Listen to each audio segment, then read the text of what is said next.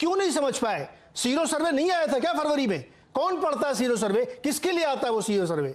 अगर उसको पढ़ के भी हम एसेस नहीं कर पा रहे हैं कि किस तरीके से इन्फेक्शन बढ़ सकता है, तो फिर हम क्या कर रहे हैं? मुझे ये समझ में नहीं आ रहा है सर। मेरा सवाल मूल वहीं पे है। देखिए, मैंने तो पहले जी छोटे छोटे जवाब सारे लोग जी। आज इस कहीं ना कहीं हम सबों को राजनीतिक मतभेदों से ऊपर उठकर जी अपनी असफलता, अपनी नाकामयाबियों को समझना होगा कि जब कोरोना के दूसरे दस्तक की आहट दुनिया महसूस कर रही थी, आपको अपनी रणनीति बेहतर तरीके से बनानी थी।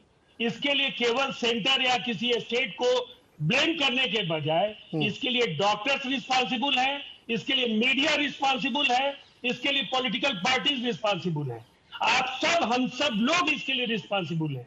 लेकिन अब क्या करना है, ये ज्यादा महत्वपूर्ण है कि कम से कम समय में इससे निपटने की रणनीति क्या हो। देश के प्रधानमंत्री और राज्यों के मुख्यमंत्रियों के बीच इससे निपटने के लिए कैसे ज्यादा इंजेक्शन का उत्पादन हो सके, कैसे जो लोगों को ज्यादा जनता कर्फ्यू जैसे नारों को अपनाने के लिए हम जागरूक कर सके, किस तरह से लोगों को घरों में रहने के लिए विवश कर सके, मास्क और सोशल डिस्टेंसिंग केवल नारा नहीं रहे, हम उसको आत्मसात कर सके, इस दिशा में किस रणनीति पर हमें काम करना है, ये ज्यादा महत्वपूर्ण है। जी मुझे एक छोटा सा ब्रेक लेना है सर, ब्रेक ले लेता हूं। लौट के आके इसी बात को मैं आगे बढ़ाऊंगा। और वे पहला जो मेरा सवाल था वो यही था कि हमारे पास 3 टूल है, तीनों टूल में क्या हमें करना चाहिए। दोहरा देता हूं, जवाब सोच लीजिएगा। लॉकडाउन सहमति नहीं है, निजी तौर पे मैं भी मानता हूं कि लॉकडाउन से बहुत ज़्यादा नुकसान होता है, लेकिन मजबूरी हो तो करना भी पड़ेगा। वैक्सीनेशन जो इसमें सबसे ज़्यादा कारगर हो सकता है, उसको कैसे बढ़ाया जाए, उस पर राजनीति न की जाए। और तीसरा जो इस समय बिल्कुल फौरी ज़रूरत है कि लोगों को ऑक्सीजन मुहैया हो, जो अस्पताल पहुंच रहा है उसको कम से कम ये सुनिश्चित हो जाए कि उसकी जान नहीं जाएगी, और उसको ये भरोसा हो कि मैं टेस्ट कराऊंगा, अगर गलती से पॉजिटिव आ गया तो मैं कहाँ जाऊंगा। राजीव जी, बहुत सारे लोग टेस्ट नहीं करा रहे हैं इसी डर से कि अगर पॉजिटिव आ गया तो मैं क्या करूंगा। आप समझ रहे हैं ना कितना डर फैला हुआ है। इस पर चर्चा करेंगे ब्रेक के बाद, उपायों पे, ब्रेक के बाद।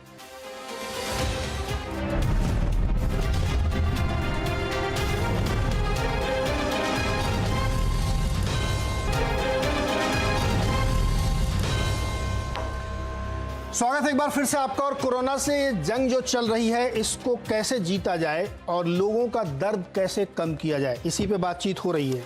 पहले सेगमेंट में आपने देखा बड़ी हॉट टॉक्स हुई, बहुत सारे लोग निजी सवाल भी कर गए, कुछ लोगों को बहुत बुरा भी लगा होगा, लेकिन कई बार ऐसी परिस्थितियों में जो कड़े सवाल होते हैं चुभते भी हैं। लेकिन मूल मुद्दे पे आते हैं, कैसे इसको ठीक किया जाए। अपराजिता जी बताइए, प्लान ऑफ एक्शन। जी देखिए, 3 मुद्दों पर आपने बातचीत करने के लिए हमें आमंत्रित किया। प्रथम है लॉकडाउन। प्रधानमंत्री जी ने जो स्टैंड लिया है और प्रधानमंत्री जी का जो संदेश है, मुझे लगता है बहुत से स्पष्ट था। लॉकडाउन अंतिम विकल्प होना चाहिए और हमें ऐसा काम करना होगा कि हम देश को लॉकडाउन से बचा सकें। माइक्रो कंटेनमेंट जोन्स पर ध्यान देना होगा। राज्य सरकार ऐसा काम करे कि छोटे छोटे कंटेनमेंट जोन्स हों और लॉकडाउन से अपने राज्यों को बचाएं। लेकिन मुझे लगता है कि केंद्र सरकार ने कोऑपरेटिव फेडरलिज्म का जो स्पिरिट है उसको सम्मान देते हुए राज्य सरकारों को स्वतंत्रता दी, और बहुत सारे मुख्यमंत्रियों ने भी प्रधानमंत्री जी को लिखा, सबको स्वतंत्रता चाहिए थी, इसके प्रबंधन में स्वतंत्रता दी गई है। द्वितीय मैं कह दूं, वैक्सीनेशन का जहां तक सवाल है, हम सब जानते हैं 2 दिन पहले नेशनल वैक्सीनेशन पॉलिसी जारी किया गया।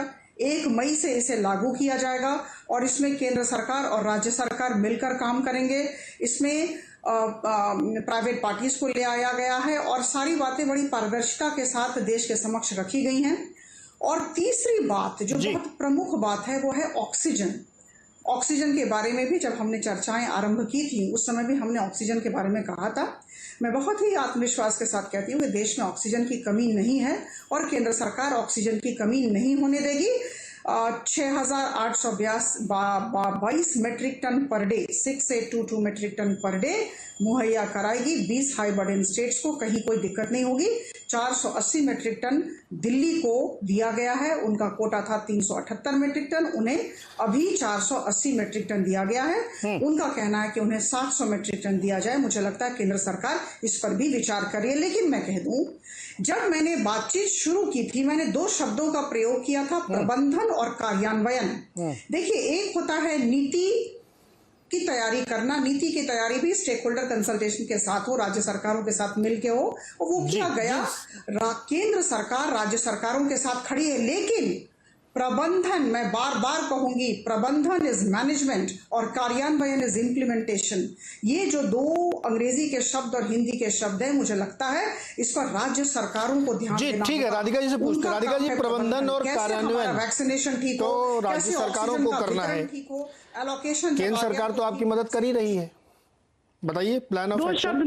2 शब्द मैं भी गिनवा देती हूँ, नीति और नियत। जब देश की सरकार की नीति ना हो और नियत ना हो देश की जनता की रखवाली करने की, उनसे वोट तो आपने ले लिया कि अपना वोट दीजिए, मैं आपको ये दूंगा, मैं आपको वोट दूंगा। बिहार में कांग्रेस का कोई इलाज ही नहीं। मैम, मैं आपके बीच में नहीं बोली थी, सांसद साहिबा, आपके बीच में बिल्कुल नहीं बोली थी। प्लीज पार्लियामेंटेरियन उसी चीज का यहाँ पे मत टोकिए मैम, बीच में मत बोलिए।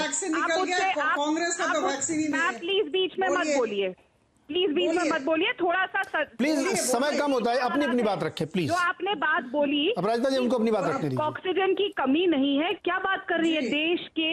देश के कैपिटल में, भारत के कैपिटल है दिल्ली, 6 हॉस्पिटल इस समय ऐसे हैं जहां पे बिल्कुल ऑक्सीजन नहीं है, लोगों की मौतें हो रही हैं। आप कौन से दुनिया में और कौन सा भ्रम फैला रही हैं? और अगर आप कहते हैं कि केंद्र सरकार कुछ नहीं करेगी, राज्य सरकारों की सारी जिम्मेदारी है, तो इस्तीफा दे दीजिए मोदी जी। कोई जरूरत नहीं है देश को प्रधानमंत्री की। अगर सब कुछ ही राज्य सरकारों ने करना है, क्यों बैठे हैं वो, क्यों जाके चुनाव प्रचार कर रहे हैं? क्या हर चीज, और अगर आप लोगों ने इतना अच्छा काम किया है तो क्या जरूरत पड़ रही है इस काल में जाके चुनाव प्रचार करने की? घर बैठिए ना और बात करिए, वीडियो कॉन्फ्रेंसिंग पे सारे लोगों को बात करिए, राज्य सरकारों से बात करिए। Be available to the chief minister of Maharashtra, be available to the chief minister of Delhi. जब आपको कॉल करे तो आप बात करें, जवाब में ये ना बोला जाए कि वो चुनाव प्रचार में बिजी है। अगर मोदी सरकार ने पिछले 6 साल में इतना ही बढ़िया काम किया था, तो आज इस कोरोना काल के समय भाग के ना गृह मंत्री साहब को, ना जेपी नड्डा साहब को, ना मोदी जी को रैलियां करनी पड़ती। तो मैं अगर गिनवाने बैठ गई, और मैं फिर बहुत जिम्मेदारी से ये बात बोलूंगी, शुरुआत जो टॉपिक की थी,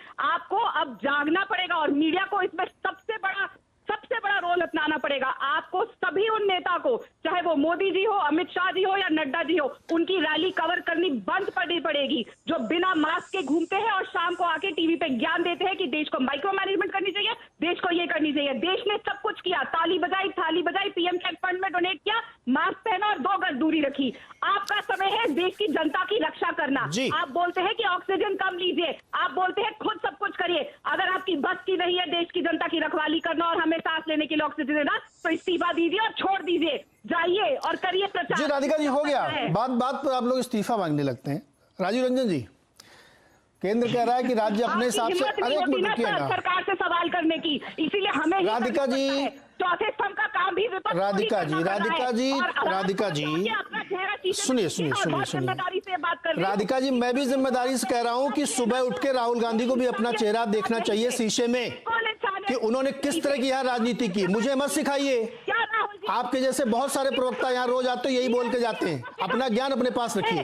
राजीव रंजन जी, केंद्र और राज्य के बीच में जो स्थिति है कि केंद्र कह रहा है कि राज्यों को क्रियान्वयन और प्रबंधन करना है, लेकिन राज्य कह रहे नहीं, अब तो आप टेक ओवर कर लीजिए। आप बताइए सर, आप लोग किस पोजीशन में हैं, आपकी राय क्या है? नहीं, देखिए, हम तो केंद्र के साथ समन्वय और सहयोग के साथ इस विपत्ति पर जीत हासिल करना चाहते हैं। केंद्र की जो भूमिका है वो बेहद महत्वपूर्ण है, लेकिन राज्य अपनी जिम्मेवारियों से मुक्त नहीं हो सकते हैं। ये कहीं इस बात को नकारा नहीं जा सकता है कि जो अभी जिस तरह से ऑक्सीजन को लेकर के हम चाहे जो भी कहें, राज्यों में कमी है। हमारे राज्य ने भी कोटा बढ़ाने की बात की है। निश्चित तौर पर राज्य को भी इस पर प्रयास करना है, केंद्र को भी करना है, लेकिन जो कुछ करना है बहुत जल्द करना है। जल्द अगर नहीं करेंगे तो ये दुनिया में आबादी के घनत्व और दुनिया की दूसरी बड़ी आबादी का देश होने की वजह से इस देश में जो संभावित भयावह स्थितियां हो सकती हैं, उसकी आशंका से भी रूह कांप जाती है। इसीलिए मुझे लगता है जरूर बहुत जल्द जाग करके इसके मुकाबले के लिए हम लोगों को रणनीति पर काम करना चाहिए। जी हर्षवर्धन, मुझे लगता है कि सारे नेताओं को टीवी पे ज्ञान देने की बजाय, जैसे राजीव जी कह रहे हैं ना कि भयावह स्थिति है, एक बार उनको अस्पतालों में जरा घूम के आना चाहिए। फोन रिसीव करने के बजाय वहां ग्राउंड पे जाएं, थोड़ा देखें सिचुएशन कितनी ग्रिम हो चुकी है, कितनी मुश्किलों से लोग गुजर रहे हैं, तो शायद इंप्लीमेंटेशन में और सिंसियरिटी दिखेगी। आपको लगता है ऐसा? नीरज जी, मैं इसको एक उदाहरण से बताता हूं, और चूंकि मैं उत्तर प्रदेश से हूं तो यहीं के उदाहरण से बताऊंगा। उत्तर प्रदेश भारतीय जनता पार्टी के एक प्रवक्ता हैं, और पहले से प्रवक्ता हैं, बहुत वरिष्ठ प्रवक्ता हैं, डॉक्टर मनोज मिश्रा, कानपुर के। और उनकी स्थिति ये हुई कि उनकी तबीयत बहुत खराब हुई इसी कोविड की वजह से, वायरस की वजह से, और उनको प्लाज्मा के लिए बाकायदा पूरी पार्टी को ट्विटर पर गुहार लगाना पड़ा। पूरी भारतीय जनता पार्टी उत्तर प्रदेश को ट्विटर पर गुहार लगाना पड़ा, और उनको अंत में जो प्लाज्मा मिला भी वो उनके अपने पारिवारिक संबंधों की वजह से मिला। और अंत में जब उनको मेदांता में डॉक्टरों से देखरेख की भी बात हुई तो पूर्व प्रदेश अध्यक्ष जो मेरठ के हैं, लक्ष्मीकांत वाजपेयी, उन्होंने बात किया, और तब जाके उनको, चूंकि ये स्थिति नहीं थी कि उनको मेदांता शिफ्ट किया जाता। ये मैं बता रहा हूं किसी भी राज्य की जो दुर्दशा है, और चूंकि मैं उत्तर प्रदेश में हूं तो यहीं से बताऊंगा जी। और ऐसी ही दुर्दशा लगभग हर राज्य में है। मेरा बस इतना कहना है कि आप मूल बातों पर जाइए। स्वास्थ्य सुविधाओं की जब बात आप करते हैं, दवाओं के नियंत्रण की बात करते हैं, हर राज्य ने यह कहा कि हमारा डिजिटल मीटर बड़ा दुरुस्त है। भैया क्यों नहीं ट्रांसपेरेंट तरीके से हर राज्य में, हर जिले में, हर हॉस्पिटल का जो बिस्तर है, जो दवाइयां हैं केमिस्ट के पास, जो स्टॉकिस्ट के पास हैं, और पहले से क्यों नहीं ऑक्सीजन के बारे में किया? जब एक आपने लगाया, जैसे लखनऊ में एक अच्छा काम हुआ कि 20,000 लीटर का एक ऑक्सीजन प्लांट लग गया, लेकिन क्यों नहीं हर राज्य में, हर जिले में इसको देखकर आप लगा पाए? मैं बताता हूं क्यों नहीं लगा पाए। क्योंकि सबकी अपनी प्राथमिकताएं अलग अलग थीं, और उनको तब तक लग रहा था कि हम तो फोन करेंगे तो हमारे तो चाहने वाले को, हमारे जानने वाले को सब हो ही जाएगा। अब बड़े बड़े मंत्रियों को बिस्तर नहीं मिल रहे हैं, अब बड़े बड़े नेताओं के लोगों को ट्विटर पर गुहार लगानी पड़ रही है, और दुर्भाग्य से इसी में छवि चमकाने का भी काम हो रहा है। ट्विटर पर लोग महान बन रहे हैं, लेकिन यह दुर्भाग्य है अगर ट्विटर पर मदद लेनी पड़ रही है और देनी पड़ रही है तो इस महामारी के समय में इसका मतलब तंत्र पूरी तरह से ध्वस्त है, और उसको हम ठीक करने की तरफ नहीं बढ़ रहे हैं। अब नेता लोग चाहे जो कहें, पत्रकारिता के ऊपर दोष दे दें, हाँ। डॉक्टरों के ऊपर दोष दे दें, किसी के ऊपर दोष दे दें, लेकिन यह पूरी तरह से मैं मानता हूं कि जिसको हम कहते हैं कि पहली नजर में यह राज्य सरकारों की गलती है, और दूसरा यह कि केंद्र सरकार को टेक ओवर करना है तो कर लेना चाहिए, सिर्फ बैठक से अब काम नहीं चलेगा। जी देखिए, कई बार क्या होता है ना कि जब बहुत आसान रास्ता होता है कि पत्रकारों को आईना दिखाओ, उनको कुछ भी बोल दो कि आप भक्त हैं या आप लिबरल वाले हैं, या इस तरह की बातें हम ये सब बहुत 6-7 साल से सुन सुन के हम सब लोग बहुत मजबूत हो चुके हैं। कोई फर्क नहीं पड़ता इससे। हमारा काम है कि मैं सच सामने रखूंगा और आईना दिखाऊंगा, पूरी डिबेट के दौरान दिखाऊंगा। तो जो लोग, राजीव जी आ रहा हूं, एक मिनट आपके पास आ रहा हूं राजीव जी आ रहा हूं, क्योंकि जो स्थिति अभी हर्षवर्धन कर रहे हैं सर, ये सिर्फ एक डॉक्टर मनोज मिश्रा की नहीं है, हर राज्य में है। पत्रकारों की, नेताओं की, आईएएस की, सबकी स्थिति यही है।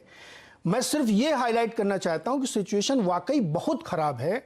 अगर इसको वॉर फुटिंग पे नहीं ठीक किया गया तो ये और खराब होगी। उस समय एक दूसरे की दोष निकालना, कमियां निकालना कि मैंने रैली पे सवाल नहीं पूछा, मैंने ये नहीं किया, मैंने फलाना नहीं किया, इससे कुछ नहीं होने वाला है, मैं ये कह रहा हूं। तो राजीव जी आप कुछ बीच में कहना चाहते, छोटा सा बोलिए, उसके बाद एक सवाल कौशल से उस वक्त छोटा सा ही कहना चाहता हूं। मुझे ऐसा लगता है कई बार राजनेताओं को तो उनकी चमड़ी इतनी मोटी है ना कि उनको गालियां देते रहिए, उन्हें कोई फर्क नहीं पड़ता है। लेकिन मुझे ऐसा लगता है, थोड़ा आप मंथन कीजिए हर्षवर्धन जी, मैंने विचारधारा की बात की है, बहुत गहरे तक अंदर उतरिए और आपको विचारधारा के स्तर पर जो विभाजन भारतीय मीडिया जगत में है उसकी बानगियां आपको अनेक मिल जाएंगी, और आप उससे भी मुक्त नहीं हैं। आपके पूरे पूरी बातों में मैंने नहीं चर्चा सुनी कि आप दल विशेष, विचारधारा विशेष के बाहर आप निकल पाए।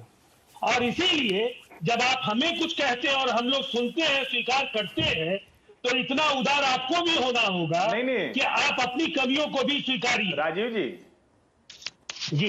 राजीव जी, अगर आप आज की ही चर्चा में मुझे बता दें बारे में राजनेता क्यों बात करें, पत्रकारों को बुरा लगेगा कि नहीं, अरे सुन तो लीजिए राजीव जी, एक विनम्रता पूर्वक बस एक बात। सर समय कम है, जरा क्विकली प्लीज, समय कम है। एक बात सिर्फ क्योंकि आपने मेरा नाम लेके कहा, आप मुझे बता दीजिए किस दल विशेष को मैंने इसमें क्लीन चिट दे दी, किस दल विशेष पर टिप्पणी नहीं की? नहीं, किस दल विशेष पर टिप्पणी नहीं की वो मुझे लगता है कि करना चाहिए। आखिर में आपने संतुलन साधने की कोशिश की। नहीं, मुझे लगता है कि शायद अभी नहीं, कई बार ये चर्चाएं होंगी, लेकिन हर्षवर्धन राजू रुकिए सर, रुकिए। तो आप इसी आवाज पर नीरज जी के हिसाब दूसरे आवाज अड्डा देख लीजिए। नहीं, अरे छोड़िए ना सर, ये तो रोज का आप ये आरोप लगते रहते हैं। मूल मुद्दे फिर से दोबारा लौटते हैं, समय बहुत कम है। कौशल जी 30 सेकंड। नहीं, राजीव जी बहुत सुलझे हुए आदमी है। कौशल जी, टॉप प्रायोरिटी इस समय यह है कि जो लोग अस्पताल में मुसीबत में हैं उनको संभाला जाए। मैं ये बात इसलिए बार बार एम्फसाइज कर रहा हूं, पता नहीं लोग समझ क्यों नहीं पा रहे हैं कि सिस्टम हेवायर हो चुका है। सब अपने अपने मन से कर रहे हैं, जिसको जो समझ में आ रहा है, जो उसको अच्छा लग रहा है या जो उसकी बुद्धि समझा रही है कि ये बेस्ट ऑप्शन है, वही कर रहा है। इसी से गड़बड़ हो रही है। अब एक कोऑर्डिनेटेड एफर्ट की जरूरत है। कौशल जी बहुत छोटा समय, 30 सेकंड में सर। नीरज जी, मुझे लगता है कि स्थिति बहुत गड़बड़ है और अभी मुझे पता लगा है कि प्रधानमंत्री जी का जो अपना वेस्ट बंगाल का दौरा था उन्होंने कैंसिल किया है और कल वो एक और मीटिंग ले रहे हैं। इससे ये पता चल सकता है कि स्थिति भयावह है। और जो बात हो रही है कि हॉस्पिटल में हम मैनेजमेंट करें, हमारे पास मैनेजमेंट करने के लिए ना दवाएं हैं। पूरे देश में, हिंदुस्तान में बहुत ऑक्सीजन है, इन्वायरमेंट में भी 16% ऑक्सीजन है, लेकिन हॉस्पिटल में ऑक्सीजन एक्चुअली नहीं है। और ये स्थिति अगले 6 महीने तक शायद बनी रहेगी अगर देश की जनता मैं नहीं जागा। मैं नेताओं को दोष नहीं दे रहा हूं, नहीं तो राजीव रंजन जी को खुद बुरा लगेगा। यही एक ऑप्शन है। मैं लॉकडाउन का समर्थन नहीं कर रहा हूं। लॉकडाउन सरकारी फरमान है। जनता को अपने परिजनों की जान बचानी है तो उन्हें जनता कर्फ्यू लगाना पड़ेगा, अपने घरों में बैठना पड़ेगा। यही एक रास्ता है जिससे आज से 6 महीने बाद शायद ये नेता लोग शांति से बैठ करके किसी दूसरे मुद्दे पर राजनीति करेंगे, कम से कम कोरोना पे नहीं करेंगे। जी, समय समाप्त हो रहा है मेरा। अंत में यही कहना चाहूंगा कि ये जो राजनीतिक मतभेद हैं, कौन किसके आरोप लगा रहा है, आज की तारीख में ये बिल्कुल इररिलेवेंट है। आज सिर्फ इतना रेलेवेंस है कि जो दिल्ली में, मुंबई में, पटना में, लखनऊ में, बंगलौर में, जहां जहां भी जो अस्पतालों में मरीजों की स्थिति है, उसको किसी भी हाल में कंट्रोल में लाना है। राज्य सरकारें लाएं, केंद्र सरकार लाए, मिल के लाएं, अलग अलग लाएं, हमें इससे फर्क नहीं पड़ता है। मेरा काम है, मैं इस चीज़ को हाईलाइट करूंगा और जितनी गंभीर स्थिति होगी, शब्दों के जरिए मैं उतनी ही गंभीर स्थिति का चित्र खींचने का प्रयास करूंगा। अगर किसी को बुरा लगे तो लगे, क्योंकि ज़मीन की सच्चाई ये है। और मुझे ये उम्मीद है कि आप सबके पास दिन में कम से कम 50 फ़ोन आते होंगे कि मुझे ये दिला दीजिए, मुझे वो दिला दीजिए। तो इसलिए उस सच को स्वीकार करके तुरंत ठीक करने की सख्त ज़रूरत है। उम्मीद करते हैं कि सब स्वस्थ रहें और अपने अपने घरों में रहें, बाहर न निकलें अगर ज़रूरी ना हो तो। बहुत बहुत शुक्रिया। देखते रहिए CNBC आवाज़।